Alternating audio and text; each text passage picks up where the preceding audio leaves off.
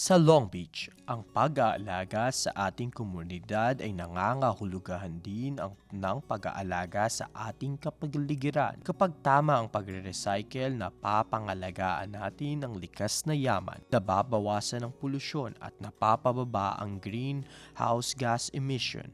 Ngunit kapag ang recyclables ay nahahaluan ng pagkain, plastic bag o basura, mas maraming materyales ang napupunta sa landfill.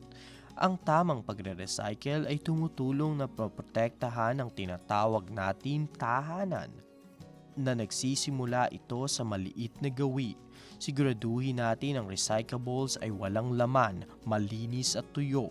Ilagay lamang sa blue recycling cart ang mga tinatanggap na bagay tulad ng plastic bags, jugs at tubes, aluminum cans, glass bottles at jar, malinis na papel at karton.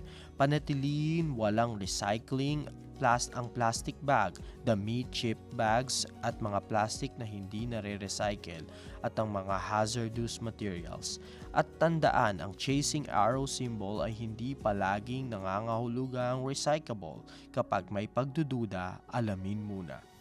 Ang Long Beach Energy and Environmental Service Department ay tumutulong sa komunidad na magbawas, gumamit muli at mag-recycle ng tama araw-araw.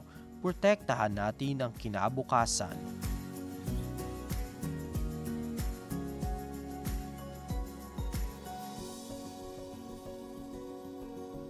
Recycle Right Long Beach. Bisitahin ang longbeach.gov/lbrecycles para sa karagdagan impormasyon.